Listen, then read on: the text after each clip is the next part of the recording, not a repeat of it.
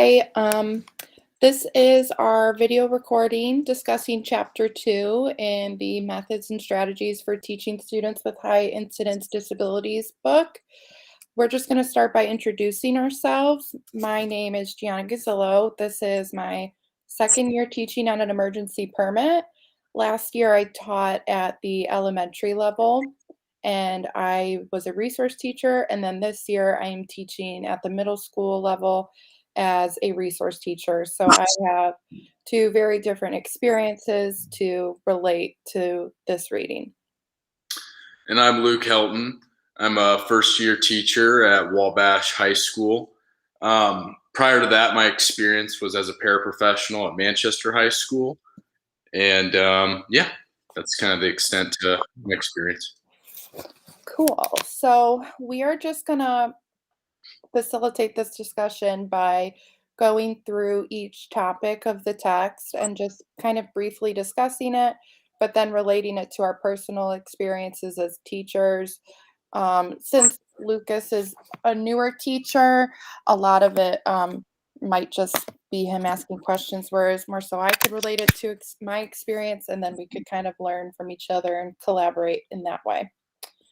So, the first topic of the chapter was the how and why to plan, teach, and monitor for students with high incidence disabilities. So, what this part of the chapter really talked about was kind of what brings individuals to special education and how students used to be like hastily evaluated for a disability and then enrolled in special education, whereas now education has kind of backed away from that model. And where there's, according to the text, there's 4 stages to the traditional special ed process, and just kind of going through those stages. And we'll just briefly talk about them and then say if we've experienced them.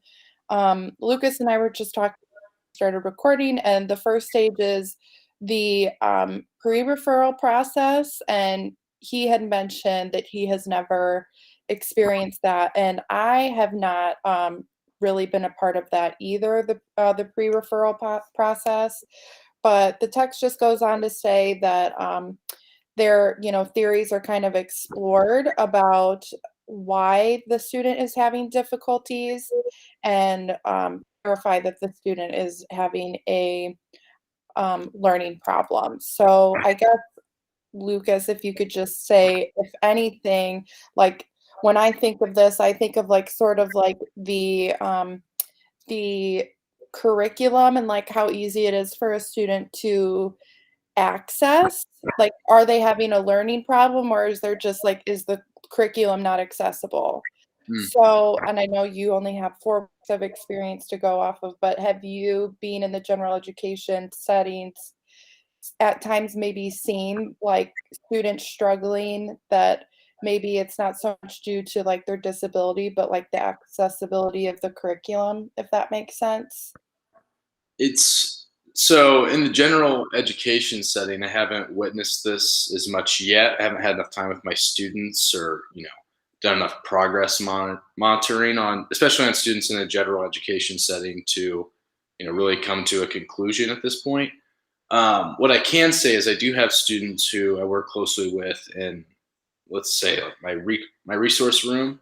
I have a student who they have him listed under a specific learning disability, but I can't tell if it's a cognitive issue or if it's just a general um, lack of motivation, if there's some kind of antecedent that's building up to his inability to turn in work.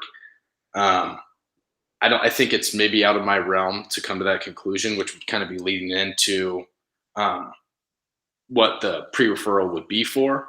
Yeah. Because he's almost been incorrectly assessed with having a disability because he's bright, but he's just very unwilling to, turn assignments in. So Yeah, and that's something I think that we have to balance a lot with our students. That's something too that the chapter says that sometimes like there could be that academic issue, but we also have to kind of see if there's another underlying issue that can be like readily resolved before just immediately testing her for, the student for a disability. So I think that that is a very good point. The reason why this made me think of like curriculum is because this is something that I've seen a lot where students are, well, at my previous school, we would say that like, well, the numbers were just really high and we had a lot of students being referred to special education,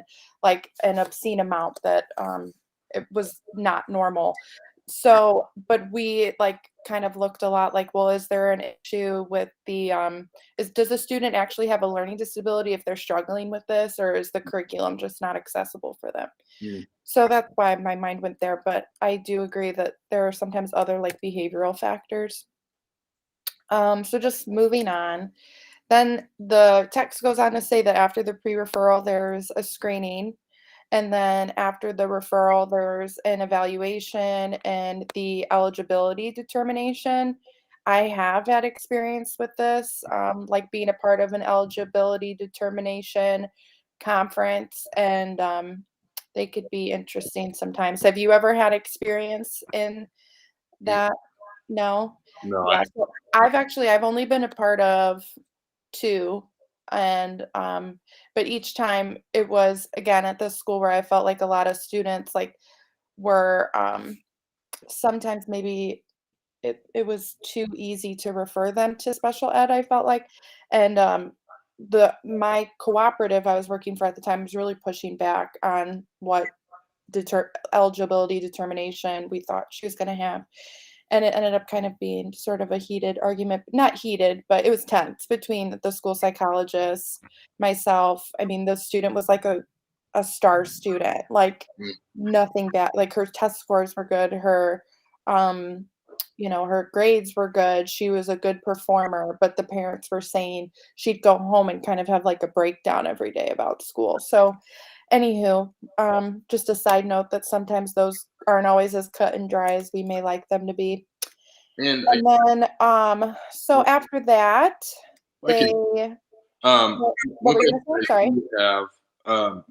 I'm assuming that you'd spoken a little bit that you had been in elementary special ed, correct? Yes. Uh, so I guess I'm wondering, does a lot of this evaluation and referral process exist with earlier on in the process? Because I mean, even with my experience I have right now, I don't see a lot of eligibility determinations. Yeah, and I don't think that you will. Like, similarly, the numbers that go down even in just, like I said, me in middle school, I don't really hear teachers talk about that. Hmm. Whereas, like, last year at this time, 4 weeks into the school year or whatever, there were a lot of teachers that were like, they need to be evaluated for special ed, because it's definitely caught more. And, by the time we reach middle school, but definitely I would say high school, they will have already been evaluated for special ed if that's necessary. And Yeah. I saw this part in the text and I wanted to just say it really quickly because it goes to speak about what you just said. It says historically large numbers of students have been incorrectly identified as having disabilities and subsequently placed into special education when in fact general education could have been more appropriate for them. And then likewise, that of course goes the other way, where some students are denied special education, even though, they weren't accurately identified when that would have been appropriate. So I think it's just interesting because it goes to like your experience as maybe thinking the student qualified when they shouldn't have, but my experience of thinking a student qualified when they shouldn't have, but maybe they do, maybe it was appropriate. It's just like such a fine line that I think that we have to walk as special education teachers. So then it says, I'm kind of skipping around. We blew through this, but the screening, then the referral, and then it talks about the IEP, which is the fourth stage. So after that, like after at least in my experience, when you have these eligibility determination meetings, you show up, you have the school psychologist report, the educational diagnostic, and they kind of collaborate to come up with what they think that they could be. And then after like it's a team discussion, like as an educator, we don't just decide, excuse me, the student has a specific learning disability. It's like a compilation of like data, teacher report, parent report, test scores, whatever. So then you show up to this meeting with a draft, but you never like it's not finalized, and you never assume the eligibility determination. So then after that, after you've determined the eligibility, then you move on to the fourth stage, which is where you kind of discuss this IEP in a little bit more detail. So this part of the chapter just goes on to talk about how we create that IEP. It sets forth a program of like goals based on their unique learning needs, history of learning, how we plan to help the student attain those goals, um, it's different, related services, etc. So we've just talked about, then we could go on to talk about for a minute, like the present levels of, they call them PLAAFPs, achievement and functional performance. I'm used to calling them PLOPs, present levels of performance. So I guess we could talk about then what our experiences in creating the present levels of academic achievement and functional performance. If you have any, like, since you're new, have you done an IEP yet?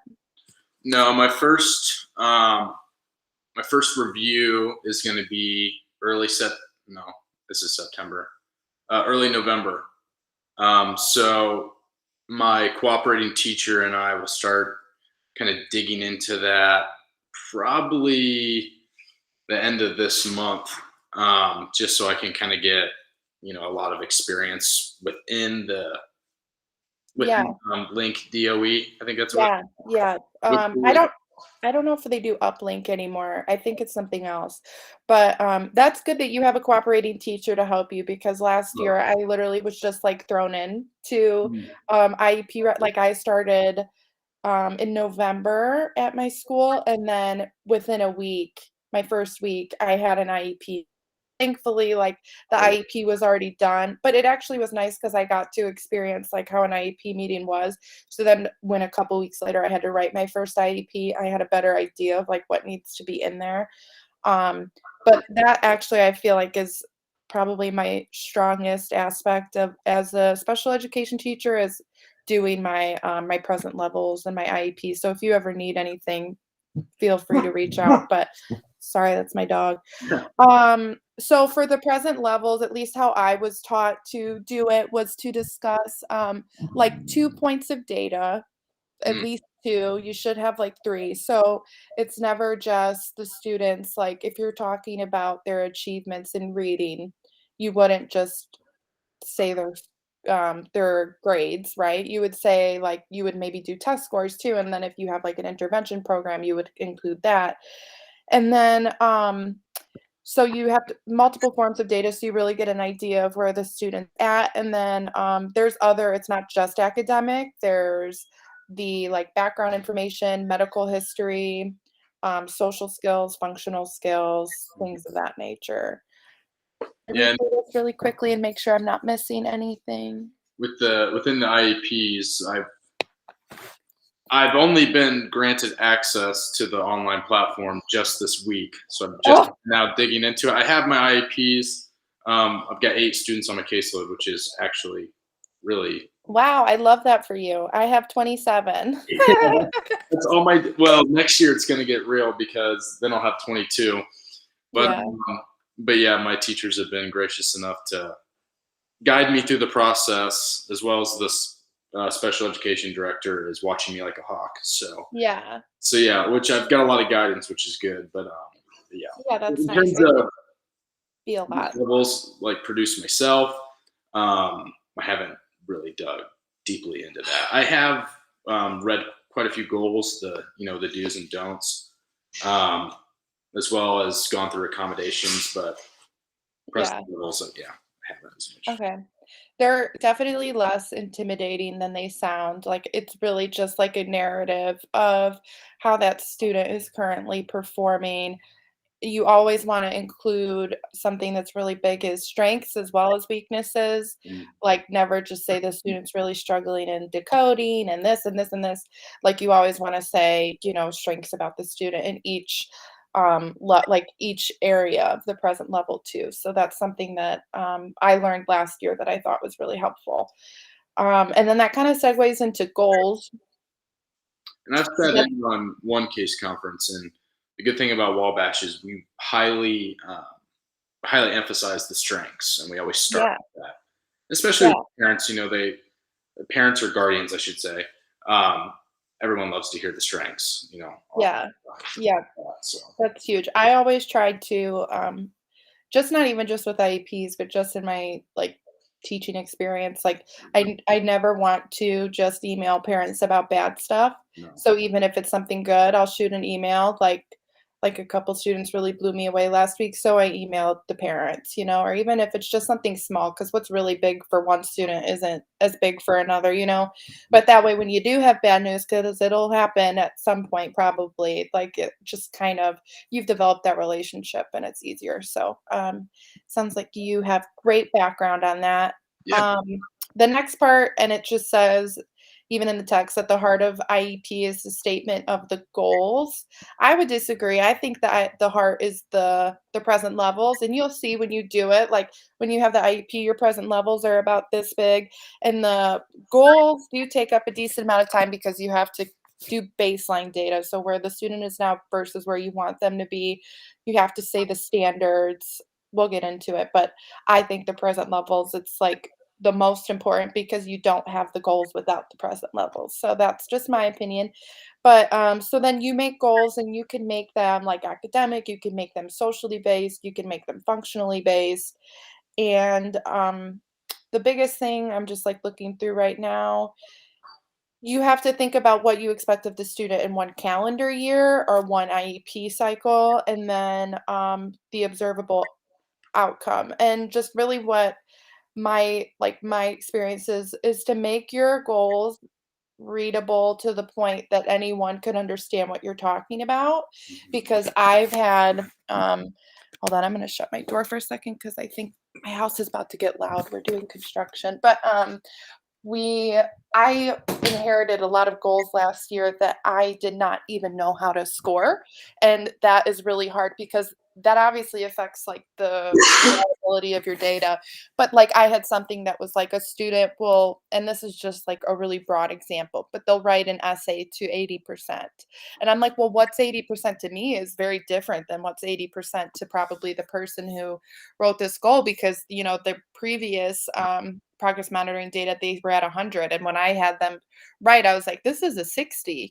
So then I had to be the bearer of bad news at the, IEP conferences. So that's just my one thing. So, and that's what the text says. It's just that, you guys all everyone who reads it know what the outcomes are expected. There's no room to question how much the quality of her composition matters and what. So that's one thing too that's, like, really important is when you do your goals, you'll be writing them to the standards. Um, Either I'm not it depends, and I don't know how your district's doing it, but, like, my previous position last year, they wanted them at the student's grade level, so the standards at their grade level, whereas my current position, we do it at their instructional level. Mhm. So if a student's in 7th grade, but at a 3rd grade you know what I'm saying? So that's something that'll depend, but that'll the standards really form your goals. So then I guess we could talk about this really quickly, just going and discussing, like, how I said I had good, like, an experience with a bad goal statement that I didn't understand. The text gives a example of a good goal statement as Rena will recognize 50 words on site from the 2nd grade level of the Dolch Sight Word List. And then, or this other one, the student will compose 5 paragraph essays on class topics. Essay will conform to English language art standards 3, 7, and 8. So they're saying that those are good because I correctly identify the standard, how much you expect for mastery. Um, Something too that I like. we'll see sometimes is sometimes they'll have a percentage, like, so they'll instead of maybe 50 words, like, to 80% accuracy. And then it says poor goal statements, like, Stuart will improve his social skills. Like, how? What does that mean? In what context? They'll use grade level math strategies. That's a bad one. Which strategies and for what math skills? Or they'll pay attention to for 5 minutes without getting distracted or fidgeting. And it says pay attention to what in what setting. So those are just like really good things to keep in mind as you're writing your goals. I also like that you mentioned to kind of stay away from that. You know, you said you had a goal written that said at 80%, like effective. I've seen a lot of that occurring in some of my IEPs that I'm about to tackle, which is really true. I mean, how do you I guess quantify what 80% is for you versus someone else, and that's really true. Yeah. I think that I need to make sure that because I know some of the teachers I'm working with will write goals that way, so maybe it's something I need to watch out for. And So and that's something too, like, that's not necessarily something to stay away from, but then include a rubric, Mm. like, Yeah, so because you can do that. I personally hate writing rubrics for goals, like, and this is probably terrible to admit if my professor's gonna watch it, but sometimes I will specifically try and, like, come up with a goal that I don't have to write a rubric for because I hate them. I just well, Indiana IEP in general is just really like a dinosaur and not user friendly, but um, so you could do that, but then include a rubric, like what is considered meeting expectations, what's considered exceeding, like is one error not good? You know what I'm saying? So you can figure out a way to make that work, but it's just more work on our end.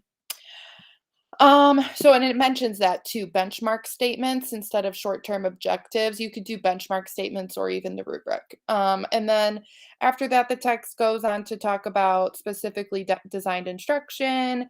So that I'm learning a little bit more about specifically designed instruction. I have something actually. I wonder if I could share my screen and show it to you. But this is really what I use a lot when I'm typing my specifically designed instruction because SDI is like not an intervention. It's like what are we specifically doing to make sure that the student like is accessing that curriculum? Hold on, I think I where would I have it? I would have it for my in my IEP folder, SDI rubric. Let me see. I have it open.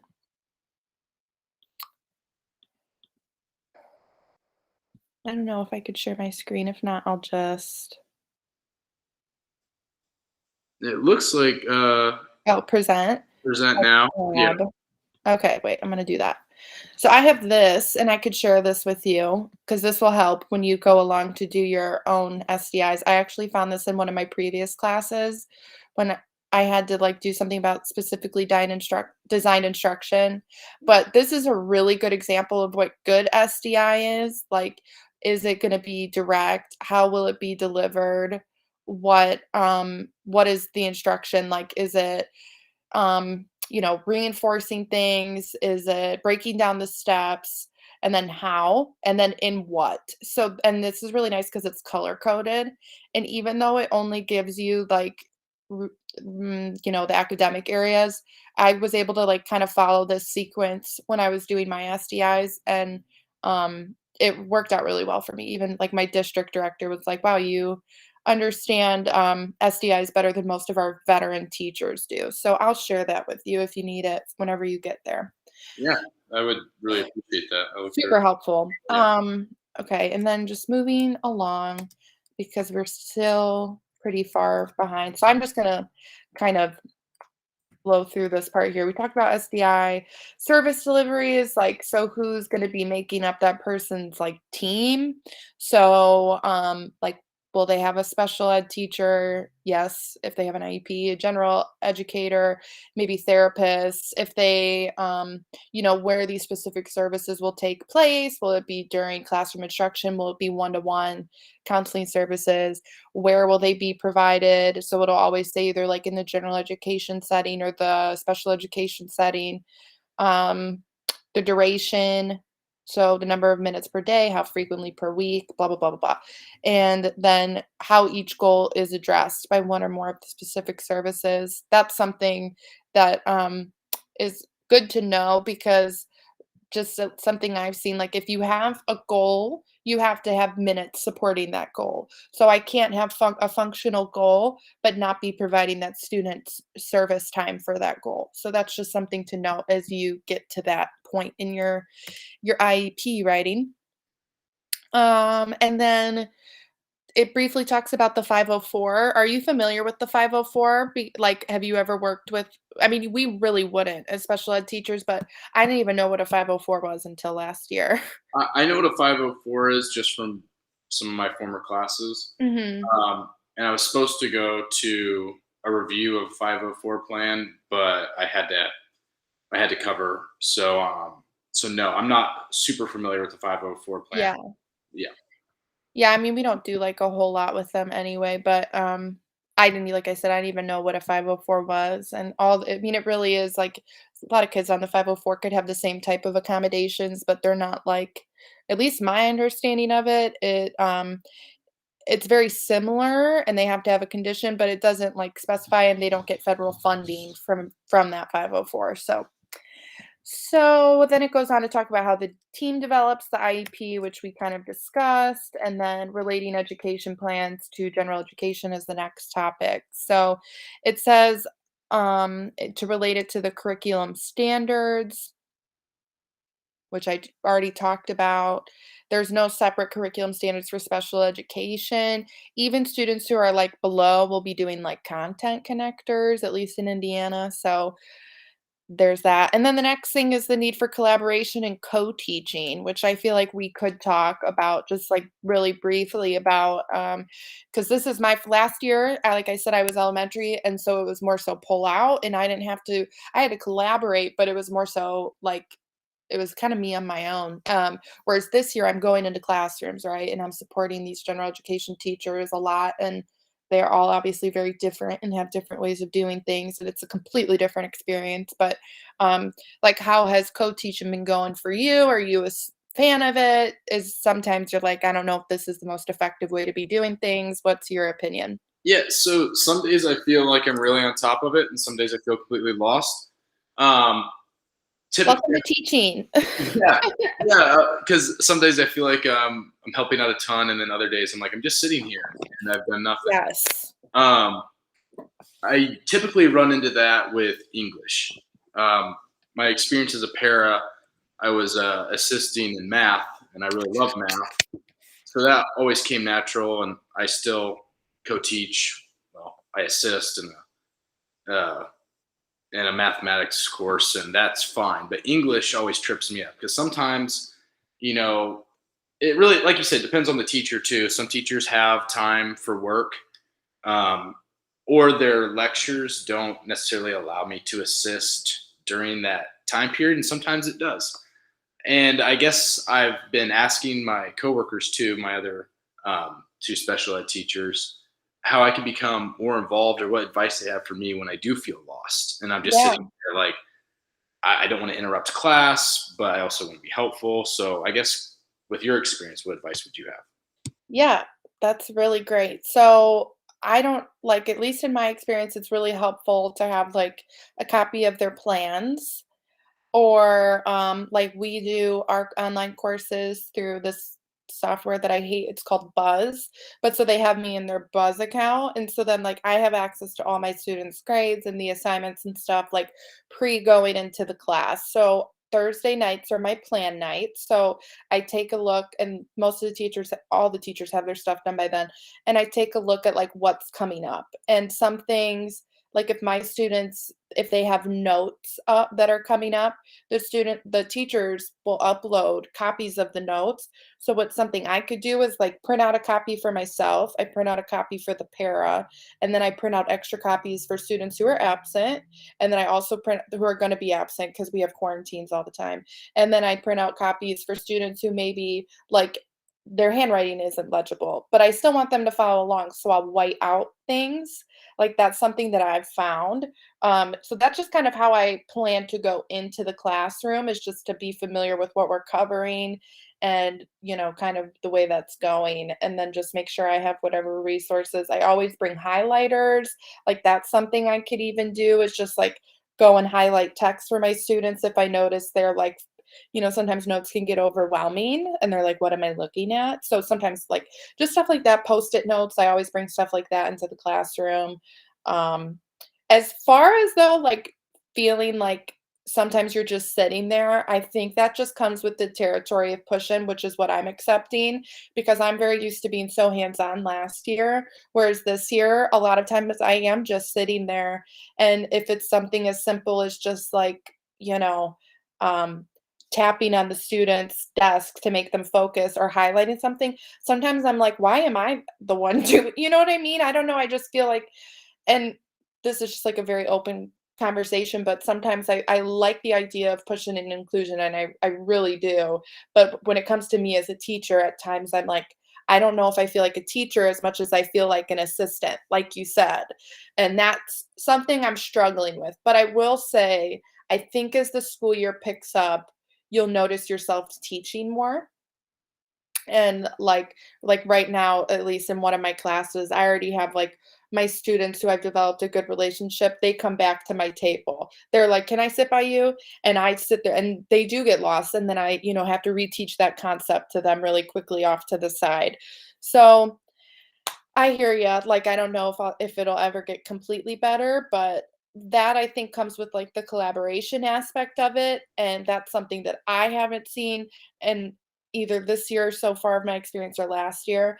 Getting that collaboration between special ed and general ed is tough, because I feel like general ed at times struggles to understand our role, and we also maybe at times struggle to communicate our role, you know what I'm saying? So it's really difficult, but that's something I think that just comes in with time of, like, working with people and, really understanding, like, learning styles and teaching styles and whatever else. So I'm right there with you. I did one thing that I haven't been advised to do was, which this also just comes with my inexperience thinking about. I've been so focused with the students on my own caseload that I haven't been digging into the IEPs of the students in which are in my classes that I'm co-teaching in, or basically, like you said, sometimes it's just assisting, or like you said, just keeping students on task. But really digging into their IEPs would probably prove helpful, like the way you said you've been whiting things out or highlighting stuff. Yeah, Uh, but, like, don't beat yourself up. I haven't done a deep dive through IEPs yet either, like, yeah, so something I found really helpful, like, because that's, like, a good chunk of time, and if you're anything like me, you had very little, like, forewarning of like, at least I didn't. I got this position, like, 3 weeks before it started, 2 weeks before school, I was in orientation. I didn't have that, like, planning time to, like, really go through IEPs. So something you could do now is, if they have a previous year teacher of record, is reach out to that teacher of record and set up a time to meet. That's what I did, and I did a Google Doc, and I just did notes, and they usually have really good information too. So there's that, but, yeah, like, don't beat yourself up over that, because it's just kinda sometimes you just learn on the fly. But one thing I wanted to touch on before we move on, which I think is really important to know, it says individuals who collaborate share accountability for outcomes. That is so important, because something I have seen a lot is the your students versus my students. Like, just because a student has an IEP, they're automatically my student. They're like a student of both of ours, and we both are responsible for their success. So if you're putting it all on me, or I'm putting it all on you, that's not going to help the student. And then the other thing too was, just talking about going into, classrooms and pushing in and stuff. Something that I do too is I don't just work with my IEP kids, I work with other kids too, because it just kind of helps gain that acceptance in the classroom. Like, you're not just there for certain kids, you're part of that classroom. So like even students without IEPs, they know me by name. Like, one just when it came up to me today and was like, I saw you in Costco yesterday. And like, I don't even have him on my caseload, but you know what I'm saying? Like, it's just, you're part of that classroom just as much as the teacher is. So making sure you feel that way is important. And honestly, the students that are on my caseload, I see them less just in general because a lot of them are either alternative school, some of them are in like vocational school.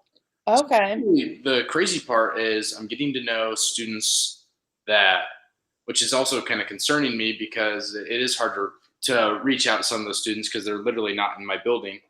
But I'm getting to know students that aren't on my caseload way better than I am. So it's Yeah. on my caseload. It's kind of a unique situation in itself. Yeah. Yeah, that's Yeah. I think that's, like, equally important as at times, though, like, because at the end of the day, we're there for students, right? Like, Hmm. I hate the idea and something I've just we're kinda getting off topic, but, like, I've had teachers tell me, like, "Well, they can't you don't need to help them, they don't have IEPs." And I'm like, "I didn't become a special ed teacher to be, like, an IEP wizard," you know? Like, I'm just here for kids, so whether they have IEPs or not, if they need to come to my room to cool down and they don't have an IEP, I don't care, my door's open, you know? And that also helps increase acceptance amongst your staff, like, they'll respect you more because it's less of the us versus them. So we kind of just blew through a lot about collaboration and how to foster those relationships. A lot of this is just, I think, like simple stuff like active listening skills, how to, like how to foster collaboration. Problems we talked about. There's different models it goes through. It talks about like station teaching, interactive teaching, parallel teaching, and alternative teaching. I would say I probably do alternative teaching, whereas, like, the main teacher is the one supporting the classroom, and I'm in the back with, like, a table helping students as necessary and, like, going up and down the rows and checking, so that's usually what I'm familiar with, but I think personally that some of the other models would probably be more appropriate, but I think just getting some general education teachers on board for that might be a little difficult, but, so we could go ahead and fly through some things. The next part is the section talks about like best practice, best approaches in special education, like direct instruction, um, explicit instruction, different learning strategies, progress monitoring. I don't know, things like that. Like I think we talked about it in that infographic we had to make, like reteaching of skills, review of pre-skills, activating prior knowledge, frequent practice, like things like that, which I know I do a lot of, like I said, and even just sometimes if I have a student come down to me with questions during advisory, which is our resource period, if I do that, maybe I'll like say, hey, we're going to cover this in next period. Why don't we go over it really quickly? So they have that like pre-teaching. I don't know. Do you do anything like that? Not necessarily. Yeah. Okay. No. You Yeah, said pre-teaching. yeah, like pre-teaching, reteaching, I Oh don't know, just well. like strategies to like the best practices for special education, teaching strategies. Um, Not necessarily pre-teaching, but reteaching definitely. Yeah, Especially with my students that are in the classes that I'm in, I have resource with after. yeah, cool. Um, we are on our last section, and that's peer tutoring and cooperative learning. So, um, peer tutoring, it says, some of the benefits is like enhanced social standing for students with disabilities. Students with and without disabilities can interact in positive ways and appreciate one another. Peer assisted learning strategies, just like really, I don't think we need to spend a lot of time on this, but just like kind of, if you've seen this in your experience, let me know. But I tend to notice a lot of times teachers will put special ed students together. Or if you're doing tables at a classroom, I literally have a classroom that's like this. It drives me nuts. All the special ed kids with IEPs are at one table. Now, does that make my life easier because I only have to go to that one table? Yes. But do any of those kids have good models? You know what I mean? To look after? Do they have like any, good peer influence? Are they being more accepted? Are they being accepted by their classroom? Like, no. So that's the next section is it just talks about that and how that's really important. Have you seen that? Like students may like, do you see kids intermix Or do you see a lot of that like grouping of special ed students? I don't. I actually prefer it this way. I like when my students are. I haven't seen my students grouped together. They're all the teachers I work with. They don't necessarily single out students with IEPs. They mix them into the group equally. Um, so yeah, there's really been no focus on that, other Good. than pulling students out for certain tests, which is accommodations. That's Yeah. Well, and yeah, like you said, that's an accommodation. yeah, And I think that goes back to like what I talked about earlier, like the inclusion, like obviously we want a conclusion, but certain times it's just not appropriate, which I could understand. And if a student is like being super duper disruptive, like I get why maybe they don't want to put them with certain groups. But like I said, just having like those class and the students really benefit from it, which is something I've seen like when I do in elementary, when I did reading groups a lot, like having a higher student with a lower student, like you make that higher student feel more confident, right? But you also make that lower student just like feel more accepted by their peers. So um yeah, it just talks about that, and that's pretty much it, honestly. I think we covered most of the chapter. It goes on to talk a little bit of like cooperative learning. It's just another classroom strategy, but other than that, we pretty much discussed everything, I think. um I'm going through really quickly, but I'm pretty sure we just covered the entire chapter 2 in our discussion.